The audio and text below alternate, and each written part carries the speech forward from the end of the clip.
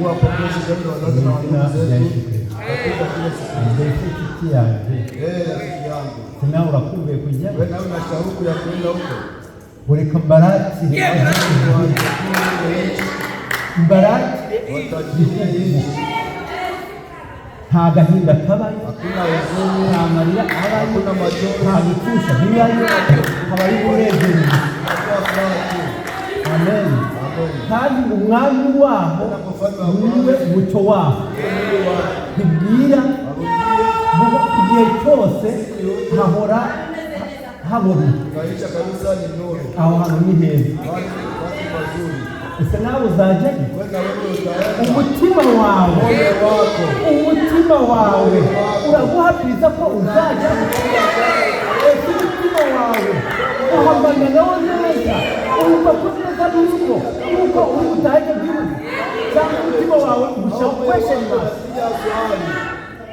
Niba umutima wawe ugushaka question kama moyo wako unatia swali, ujye umenya ngo urugendo rwawe safari yako iko na tatizo,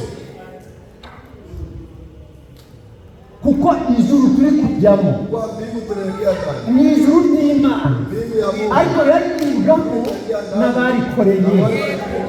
Oya yumve neza, Yakobo arabwirwa nanze gakuru ari we Esawu, ariko mu nda Yakobo nanze Esawu mu nda Yakobo, kandi nabakunze ntacyo bakoze. Esawu atakoze ikibi, Yakobo ntacyo izakora, ariko ko gutoranya kw'Imana bitandukanye no gutoranya kw'abantu. Ariko Yakobo ntabwo yicaye, none se ko bamenye ko bankunze baragukunda ngo wicare, barankunze nyine. None se Yesu neza yamutegeka ngo atamwicire, yagupfiye ngo wicare gusa. Hari icyo ugomba gukora kugira ngo nawe uhabwe amasezerano. Yakobo yarakoze atangira kurwana ari mu nda, ntabwo urangenda imbere, ntabwo urangenda imbere. Ni gushaka gutambira intambara yaritangiye kugira ngo ahabwe ibyasezeranijwe. Yararwanye,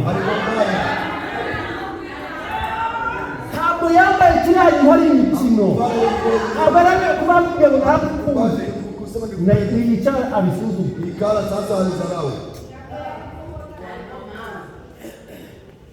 Nicyo gituma ijuru iragibwamo n'abarikoreye guhatana.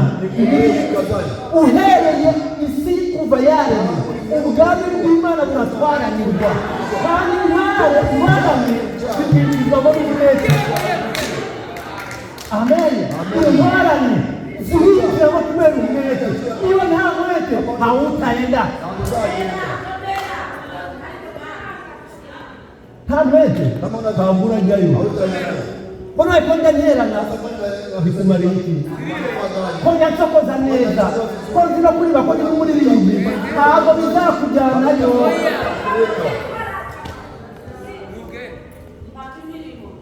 Igihe cyose utaramenya neza. Amen.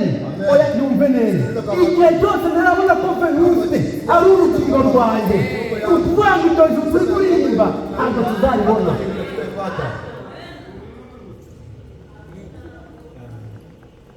Niba tutabasha gusangira ku meza y'ibirayi, tutabasha gusangira ku meza y'ibirayi, oya mubyumve neza, niba tutabasha gusangira ku meza y'ibirayi,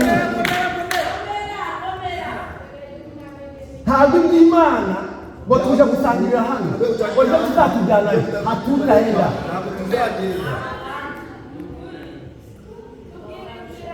Kubera ko Imana ishaka ngo kuva ijuru riratangirira hano, ijuru turi kujyamo ni hano turarihera.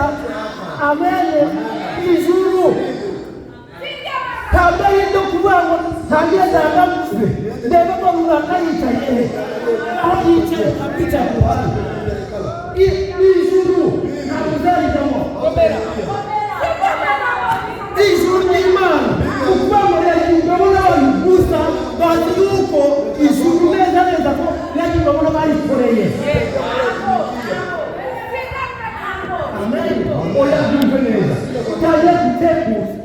urakemuza y'umuntu yasohoye kandi runaka bataye ukagira ngo habona aho manema icheza mwicha urajya he waje gukora umuganda nakuja kufanya sana mwaka hano ntabwo ari umuvuye muri yombo wawe umva sikiliza mabona dusoma amagambo y'Imana mama tusome maneno ya Mungu Yeremia ibice 7 sura 7 umurongo wa mbere mstari wa kwanza turageza umurongo wa 4 katika mstari wa 4 ndasoma uko mwese muhabonye tasoma wakati nyote mnapopata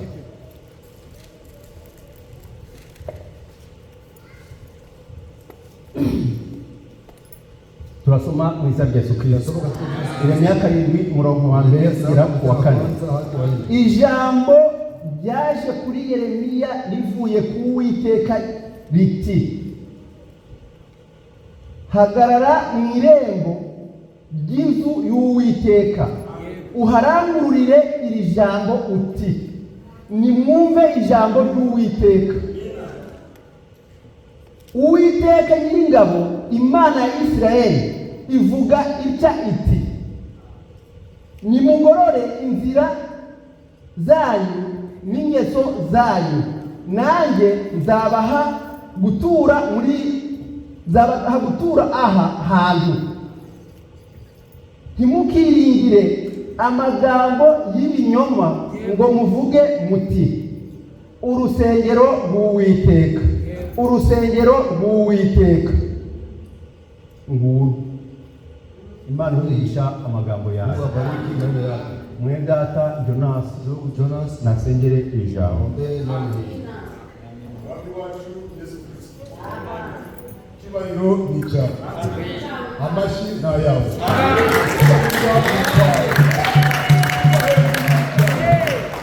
niyo mpamvu tuvuze ngo uragahora ku ngoma amagambo y'Imana arasomwa nyamara yanditswe n'abantu ariko baherekejwe n'umwuka wa Kristo uwo mwuka wa Kristo niwo basukumaga kwandika ibyanditswe byera maze bakabishyira ku mpapuro bikandikwa ariko twageze ngo kuri wa mbere w'Isirayeli umwuka wera nk'umwanditsi w'umuhanga abivanga kuri izi mpapuro abyandike ku nkingi z'imitima uhagaze wese ukeneye ko bamwandikaho aya magambo nabihabwe mu izina rya Yesu uri Imana yera uri Imana ikiranuka uri Imana itinyitse cyane niyo mpamvu ibyera kubirya bisabye gukaraba ibyera kubirya bisabye kuba umuntu yejeje mwene data uhagaze na mushiki wanjye uhagaze mwejeje amaraso bituma twegera Imana nta n'ikindi gucira urubanza dufite kubera tuzi ko amaraso ya Yesu yakoze umurimo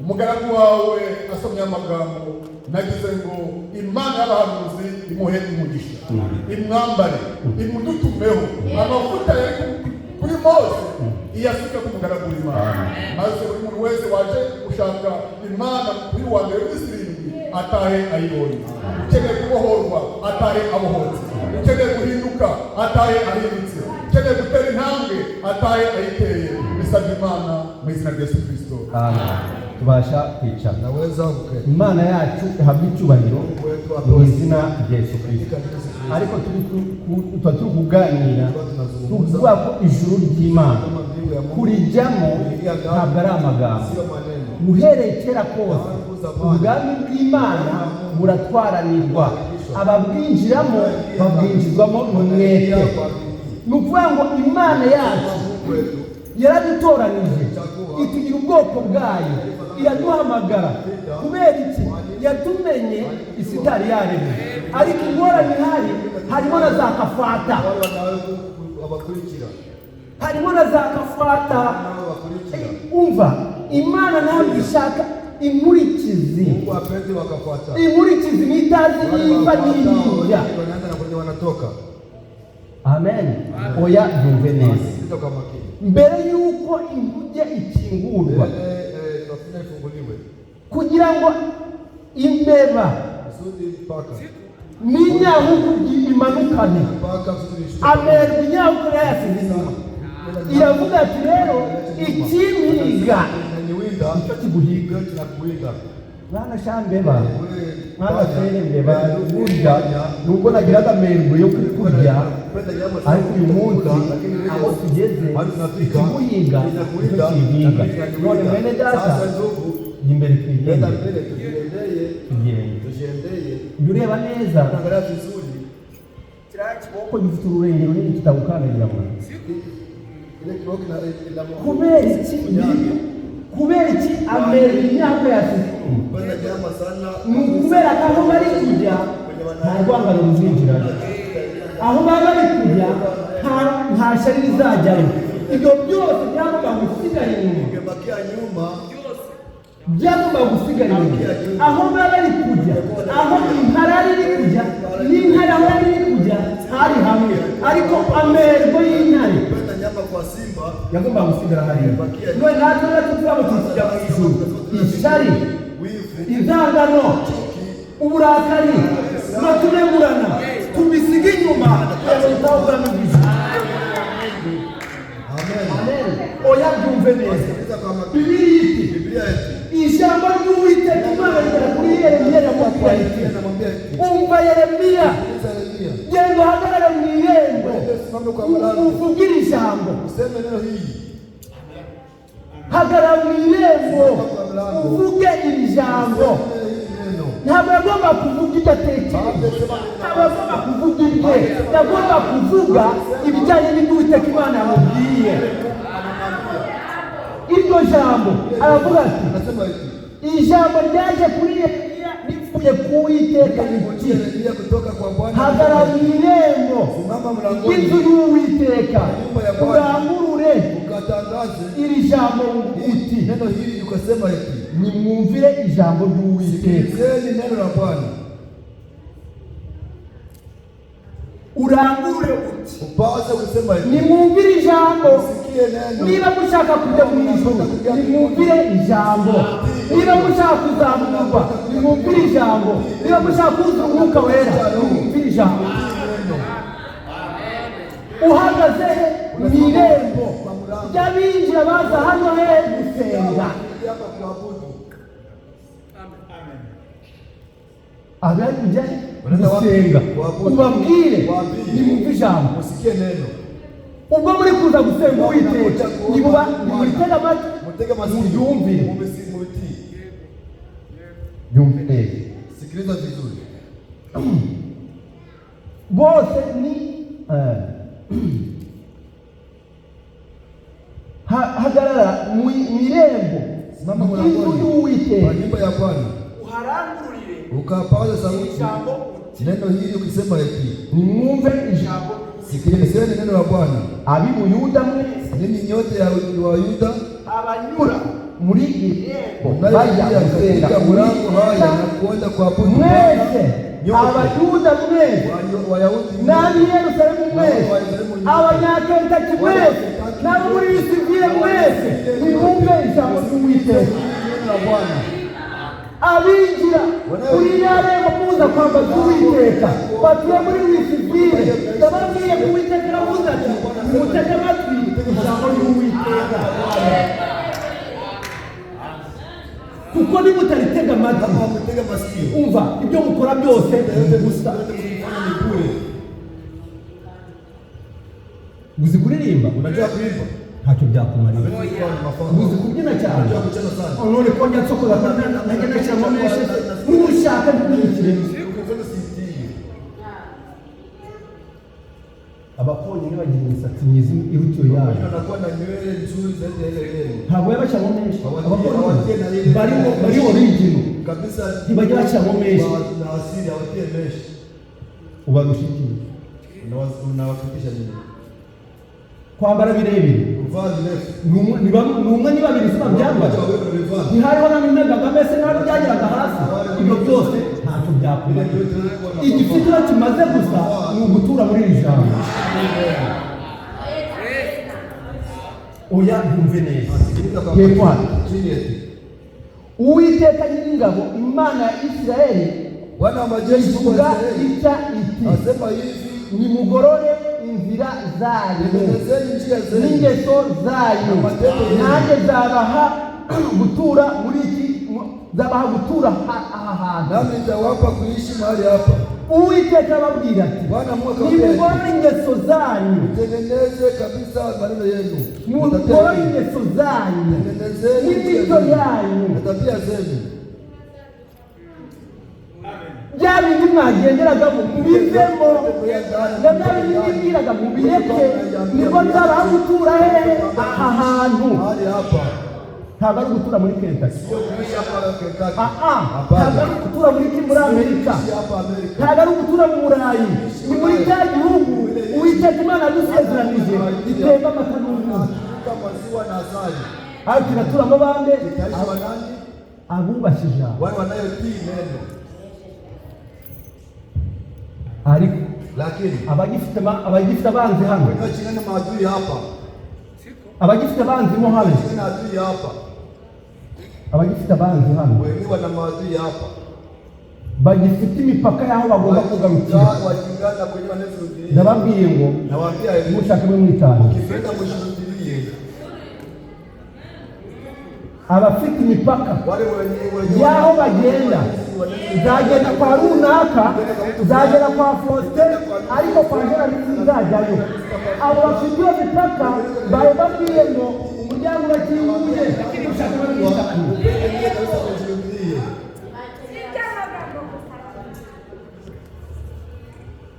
Kubera ko mbere y'uko binjira mu nguge, mbere y'uko inyamaswa zinjira mu nguge, ubusabo bwabusutse hanze, ile kukua na kabisa ziramanza zitura mu ijambo. Bitewe n'iki? Bibiliya ijambo ry'Imana ni urukundo, namwe mukwiye gukundana kugira ngo bose bamenye ko muri abigishwa banjye. Niba udakundana muzaba mumeze nk'abandi. pendani mnakuwa kama wengine. None Yeremiya ati, none niba mushaka gutura muri kino gihugu, Imana mukamushaka ibubaka, nimubanze muhindure imico yanyu n'ingeso zanyu. Na maisha yenu. Akabura muri kubyumva neza, uri kubitega amatwi, Tega masio. oya mubyumve neza. Asita kwa makini. Reka nongere masomo. Acha niongee. Hagira undi ndio ntawe ndio uri hafi nagufasha. Karibu. Uzi gusoma neza rero, hera hano ku murongo wa gatatu, Anzia kwa mstari wa 3. ugende gahoro. Tembee pole pole.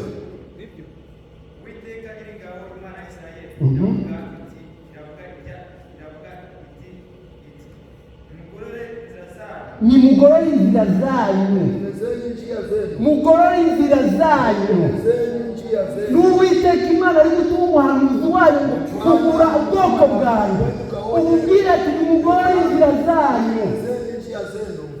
inzira zanyu. Njia zenu. Ntabwo ari ya mihanda iwanyu mu rugo, no, inzira zanyu ni hehe? Inzira zo mu mitima yanyu. Za mioyo yenu. Komeza hepfo. Endelea chini.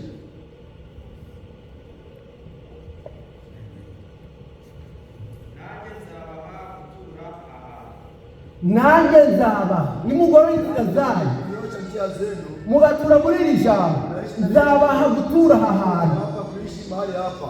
Hepfo ati Chini eti. ntimukiringire amagambo y'ibinyoma. Maneno ya uongo. Ngo nta problem ngo none ngo kwitungo gicamo nuko batizwe mu izina rya Yesu Kristo. Ni bangahe babatizwa uyu munsi none batakiriho? Ni benshi. Abasigaye inyuma ni benshi. Abo ngabo nabo bari barabatizwe. Nawe nutabituramo nawe uzagenda kuko abandi bagiye. Komeza. Endelea.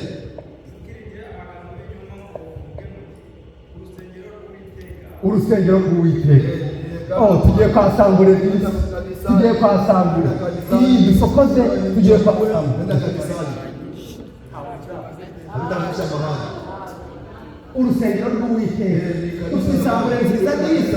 Dufite Sambure. Tujye kwa Sambure. Kujyayo no mu isoko bajyayo, no mu isoko ni mu iteraniro. Nushaka uyaguze mu rusengero rw'Uwiteka, udature muri iryo jambo. Nushaka ujya no muri free market uhagarare.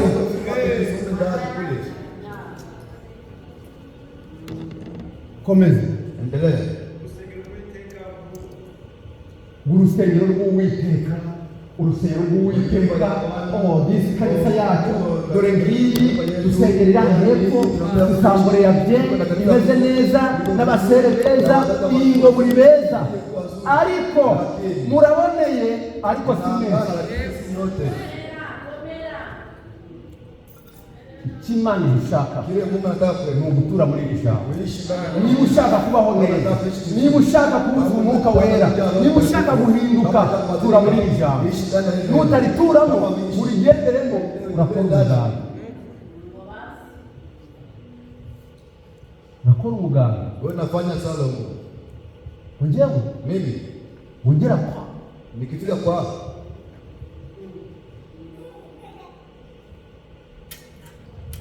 Imana y'umugisha umusaza. Mungu abariki mzee. Twasohoka hariya tuvuye gusangira ijambo, bari kubwira twamata amena. Amena muzi Unawaza maana yake? Amena muzi mpamvu yake? Amena mnajua maana? Amena ni kuvuga ngo ni kusema imumbwiye nanjye ndabisinye ndabyemeye bibe gutyo. Nakubali kwa hivyo. Jena dusabe. Haleluya. Amen. Amen. Uko nje nawe ukudukumbatirana n'imitima yabo abari kukumbatirana bibe gutyo. Amen.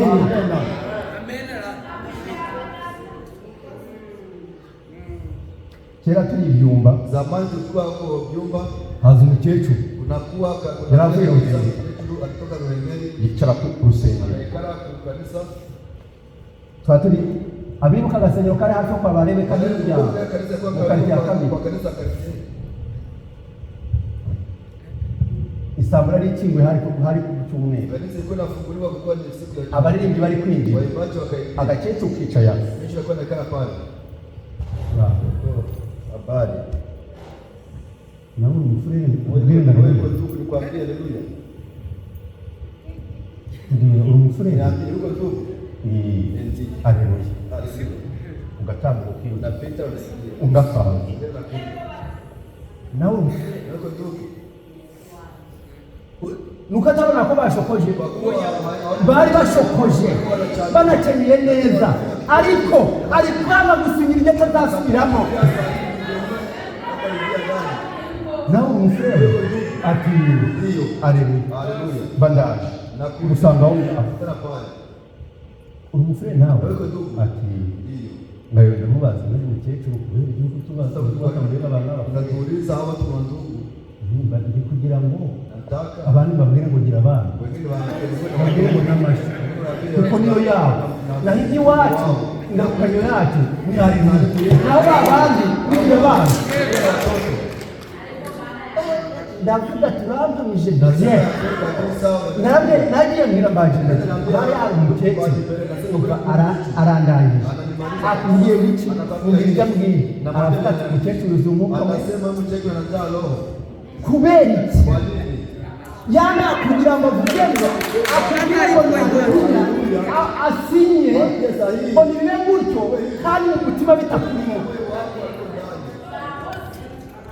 Nicyo gituma sanjyaga izajya mu nzu, sanjyaga izajyayo niba uri indyarya igendera hakiri kare. Imana ishaka abakikijwe neza bari kubigendamo neza. Amen.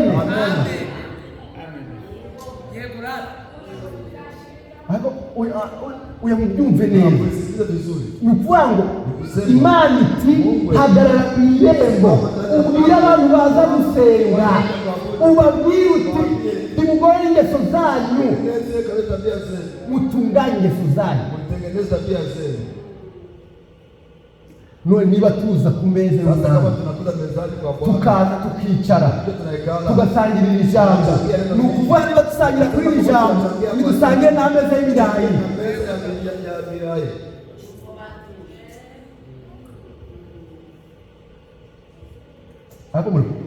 Lakini unasikia?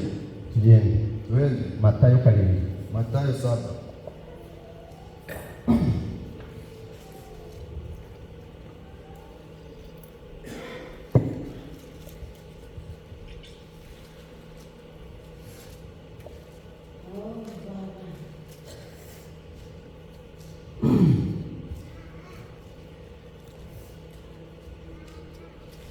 karindwi Mathayo 7 murongo wa 21. mstari wa 21.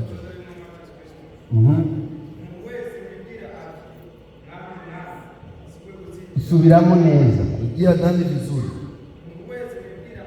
Umuntu wese umbwira, Mtu yeyote aniambiaye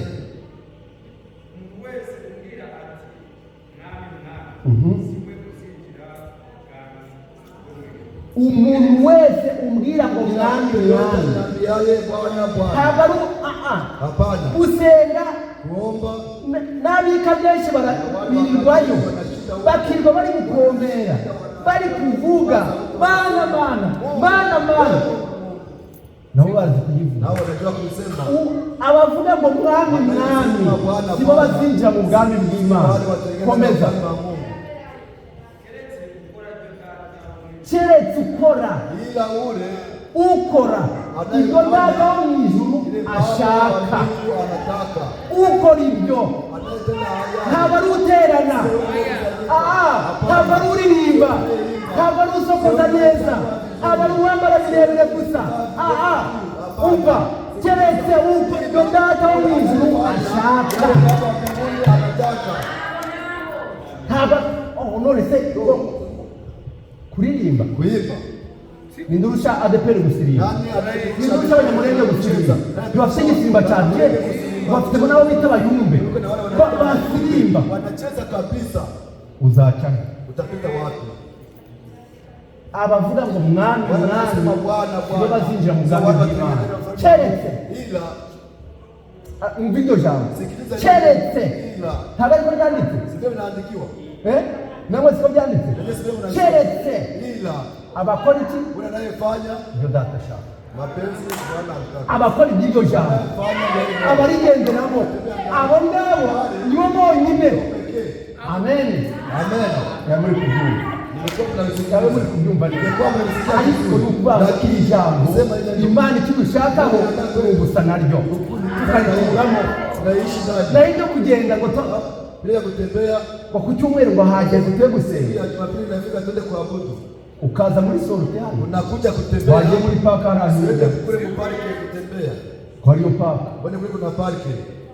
amapaka ahari, Kuna parke nyingi. ugende witemberere, umve nako kayaga k'umutwe gitari we kubura byose, Kose vyote. tembere umwaka ukayaga Muri hawa. muri paka bari Pale parke kuna kahawa kazuri. uhura n'abantu benshi Unakutana na watu wengi. bose bagenda Wote wanatembea. bari kwiga ubuzima, Wanakula maisha. kwiga ubuzima nawe nawe kwiga wicaye hano Ushizi nakala hapa. nk'ubu ushyuye Hii babuli mwili joto. urapfira iki? Usafia nini?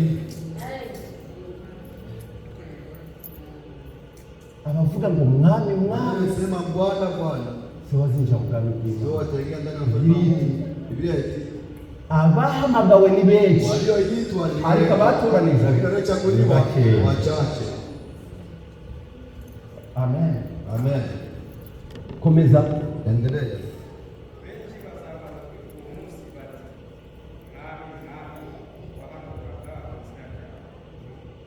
icyo gihe Ile wakati benshi bazavuga bati wengi watasema hivi. mwami Bwana, twahanuraga mu izina ryawe, lakini ndani ya jina lako Oliva ati Oliva mwami uzi ko rero uribu tumushinga n'ikigiriho cyane yarakubita n'imbaho zirakumeneka mani munabizi ntacyo ko ntigeze nakubwira Mungu mbona sikukuona Vena ati ngewe n'ukuntu nariyigishaga maze nkanabyina nkanasinzira maze nkaceza bigakomera none ntabwo sasa haujui sinigeze kukumenya wahi kujua kubera iki wararirimbaga ukabyina ariko tuye muri iryo jambo rero batarituyemo niyo mwabyina niyo mwaririmba niyo mwasirimba ntawucayera ibyo byose nta mumaro Imana igushakaho ni ugutura muri iri jambo waba umugabo waba umugore nutura muri iri jambo Imana izakwishimira nudaturamo aho uzajya. Amen. Icyo Kile tu cyonyine pekee ni Imana igushaka. ndicho Mungu anataka kwetu. Ntabwo Imana igushakaho amafaranga yawe, Imana igushakaho ngo Hapana. Imana ishanguture muri iryo Kile jambo. Mungu anataka kwako, anataka uishi ndani ya ile neno. Wamuririmbye ati Ule mwimbaji, tera intambwe mugende piga hatua, piga hatua. usanganire Yesu. Mulaki Bwana, upige hatua. Oh, ijambo liritangwa Akihubiri neno, upige hatua. wihana ibyaha Tubu zako byawe. zako, upige hatua. Igihugu Rwanda ikiza Watu wakimbia, upige hatua. utera intambwe iki Piga hatua, winjira muri iryo jambo usonga mbere uryinjira mbele ukiingia ndani. ariko aho kuyinjira uragenda usubira inyuma bazavuga ati mwami mwami twaririmbaga twarabyinaga komeza Endelea. twari tuzi no gusenga tukanagakira Kuabudu na tunatetemeka. maze tugahanura kontra b'ibikota twagaragaza mesiya n'abiriso ibyo Ile rwari urusaku ilikuwa kabisa ni fujo. Biriki urayumva urusaku rw'amasengesho yawe Nyimbo n'indirimbo zawe Nyimbo zako uzintera isesemi zinaniletea kabisa na uzee. hano niko muri biyayi Hapa bila kipo unasema. ngo mwinkure biri muri Yesaya Niko ndani kitabu cha ngo Yesaya. munkureho Mutoe kwangu. kambere Acha niangalie. twaririmbaga Tulikuwa tunaimba. twavugaga n'umuziki Tulisema na ndani ya lugha. tukanahanura Tunatabiri. imana iti Mungu wetu. ntabwo yigeze kubanza Siwahi kuwajua. komeza aho hantu Endelea pale.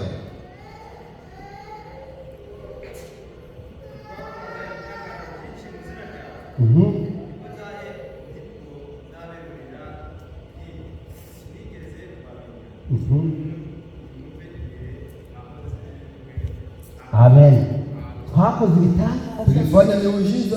twarabwirije Tulihubiri.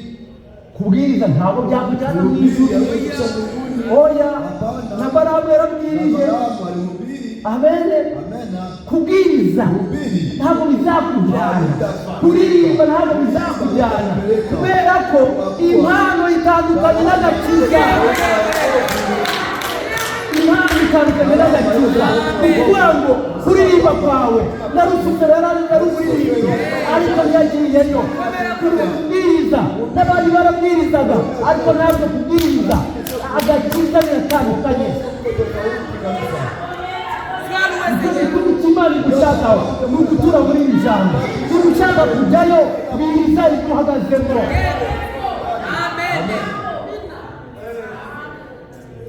icyo cyo Kile tu Imana igushakaho sio Mungu anataka kwako. naho kuririmba Lakini kuimba. kubwiriza Kuhubiri. ugahamagara ndishaka korali Sema niko mkubwa wa kwaya. Niko mchungaji. bikumarira Nina mafaji ni kwako. twarabwirizaga Tulikuwa tunahubiri. Mana nzi kubwiriza Tulikuwa neza tunataka n'abantu bakishi na watu wanafurahi. ntabwo nigeze kumenya Siwahi kujua. mva imbere Nitoke mbele. ko naririmbaga Nilikuwa naimba. rusifero tukaririmbaga wari kurusha kuririmba Na Lucifer alikuwa na ko nari n'umucuranzi wa sente nari n'umucuranzi hari benshi bacuranze uyu munsi wa none batambutse walipita. mva imbere Nitoke mbele. wankoze imirimo Wewe kufanya maovu. sinigeze Siwahi kukumenya kutambua.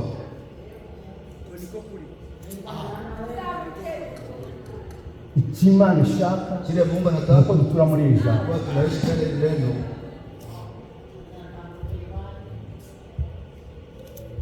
umva hari abagore babihagazemo neza uyu munsi wa none bitwara Wanaitwa suja. hari abakobwa babihagazemo neza Vizuri. bazabacira urubanza Watawakatia hukumu. mwa bakobwa mwe Yeye wa binti. hari abahamya bahagaze neza mu by'Imana bakomeza urugendo amene Amena. abo Wale. nibo mugomba kwisunga Wale ndipo mwanaweza imico yabo iyo bagenderagamo uko bitwaraga ugomba kwitwara nkabo kugira ngo uzagere hahandi uko zitwara uko bitwara abagore hari abagore bagenzi banyu babituyemo abagabo hari abagabo bagenzi banyu babituyemo nimutaba nabo hamutarenga ijuru mbingu ntabwo ari iby'abamuyo sio ya mjomba, ntabwo ari iby'abashangazi. sio ya washangazi. Ijuru Mbingu ni iby'Imana ya Mungu biratwaranirwa inaitwa n'ukurwana n'uguhatana fanya bidii n'upfundanwa kuingia ndani ya njia kabisa nyororo au njia nyepesi, ukagenda. unatembea. Oya byumve neza, Sikiliza vizuri, umva sikiliza.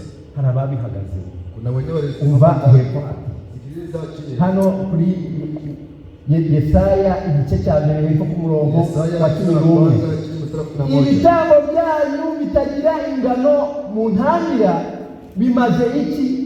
Niko Uwiteka abaza. Haza ibitambo by'amasekurume y'intama byoswa n'urugingo rw'amatungo bibyibushye, kandi sinishimira amaraso y'inka n'ay'abana b'intama cyangwa amasekurume y'ihene. Iyo muza kuncengerera ninde bababwiye ko muza kundibatira urugo? Ninde yo muje kumucengerera mwaje guterana kuja kusanyika, wabyina unacheza, Imana ikagira ngo muri kutakuriza wakubita kwa Imana igafunga ngo kubera iki? kwa nini? Yo muza kuncengerera ninde wababwiye ko muza kundibatira urugo? Nimukongere Kwa nyumba musongeze. kuririmba ibidahagaze, Kuimba kwenye usome ndani, gutendereza mu bidahagaze, cheza ndani ya kwenye usome. ukabuza akaruru mu bidahagazemo. Imana iti Mungu eti bikutsa kuriza italetea fujo. Chini eti ntimukongere msiongeze kuntura amaturo atagira umumaro. kuletea sadaka ila mafaa. Imibavu ni ikizira kuri njye, Manukato ni imboneko z'amezi n'amasabato no guteranya amateraniro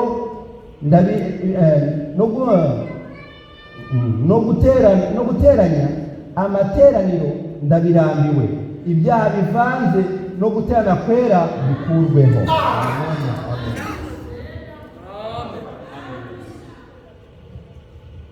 Ni ukuvuga ngo Imana itishaka, sema Mungu kile nataka nuko turatura mu ijambo. kuishi ndani ya ile. Niba ushaka imigisha, Kama nataka baraka ukaba ushaka kuba umwana w'Imana, nuko uratura mu kwa kwa wewe naishi ndani ya ile neno. naho kuza kugira gusa Wewe kuja kucheza cheza tu, ukaza utera ifujo. unakuja kuleta fujo. Mungu hapendi, Imana ni bishaka. Imana ntabishaka. Mungu hapendi yale.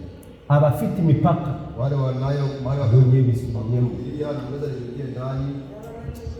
muzee. Imana ihumure, Mzee, Mungu akubariki sana. yaratwigisha atubwira ngo abantu bagera hariya Wale wanafika pale bakaba bareba aho abo batari muramutse bari wanaangalia wenyewe watasaidia kwenye bisubiyemo, ndongenda bivuze ejo. Umva, sikiliza. ntuzigeho nyakugaruka, Usiongeze kurudia. ntuzo uje kumara iki? Unakuja kufanya nini? Mu bintu bya mbere bitamere Ubiti ya kwanza tunakuwa na kupenda nyama sana, simba, n'ingwe simba na chui na chui. ipfa kubona ifumberi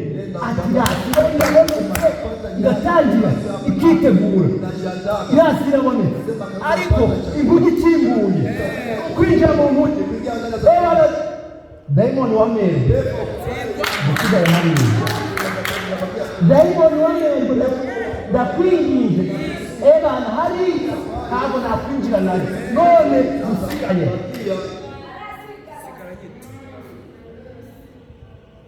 ifumberi ikayigenda mu makuru itambuka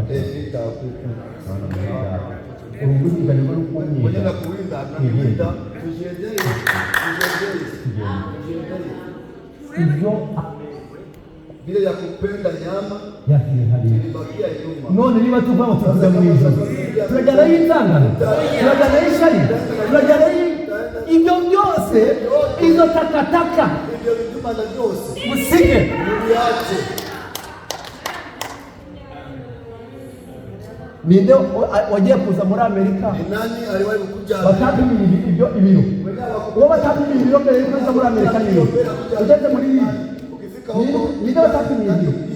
Buri wese arafite ibiro bye yote alikuwa na bigeze, kabisa viko nta burusha undi ibiro ajyana. zaidi yenye Ndiko ndi muremure barampa ibiro byinshi, hata kilo nyingi ni 20 na bingahe 20 na ngapi na bitanu tano ku mutwe. ukichwa. None ko nari mfite n'ibindi, Sasa wale kuna wengine ibyo birakureba. Ibyo wemera ku ndege yacu ni 25. None indege ya Yesu Kristo hari ibiro bigenwe. Abafite rukundo urukundo n'ibigenge na kwishimo na ngeso nziza na kwihangana. Ibyo biro Uwiteka Imana gushaka gahoro urwangano n'ishari, ibyo byose bisige. Hadi ndege ya Yesu yinjira kabisa ndio Yesu niyo takataka ile mchafu mmoja hapana ntabwo wayigendaho, kupita navyo ntabwo wayigendaho.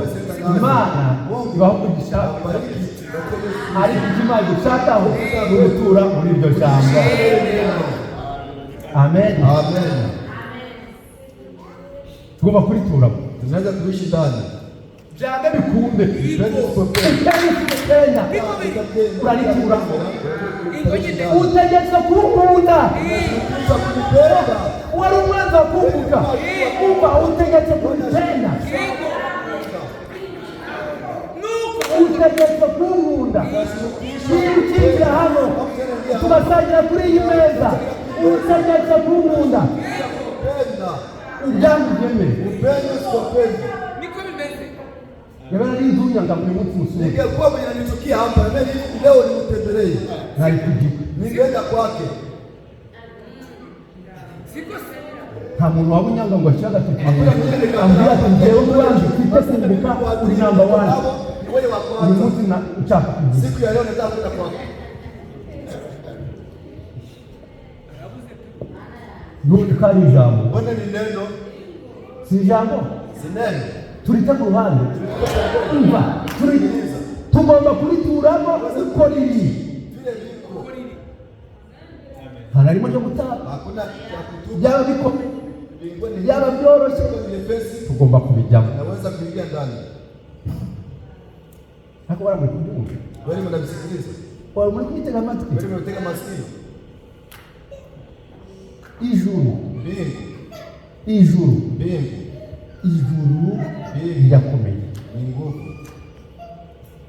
Nicyo gituma ndio sababu Imana Mungu ibiti anasema hivi, mu gihe kirenge mucyo bababanjirije piga hatua ndani ya basangiraga ibyabo walikuwa wanachangia vyao, bakamanya buri minsi wanamega mikate, bakanasenga, wanaomba bari kuko kwa ndani ya roho bahuje moja, umutima kutanisha moyo n'inama na shauri. umwuka werera Roho amakuru Mtakatifu amashusho yari anashuka siku gani? bahuje umutima. Nakutanisha Niba moyo. jye nawe tutawuhuje nta mwuka werera hagati muri twe. Kirimo ni dayimoni. Iko katikati ni pepo mchafu. Umugabo n'umugore Bwana badahuje umutima kama kutanisha hagati moyo. yabo harimo dayimoni. Kati yao kuna kwa pepo mchafu.